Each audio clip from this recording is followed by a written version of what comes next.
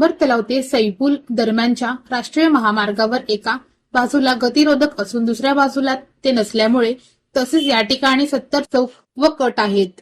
या मार्गावर सतत नागरिकांची वर्दळ असल्याने अपघात होण्याची शक्यता असल्याने येथे रस्ता सुरक्षा उपाय करण्याची मागणी समाजसेवक शांताराम शिंदे यांनी एका निवेदनाद्वारे राष्ट्रीय महामार्ग विभाग व सार्वजनिक बांधकाम विभाग सोलापूरच्या कार्यकारी अभियंता यांच्याकडे केली आहे।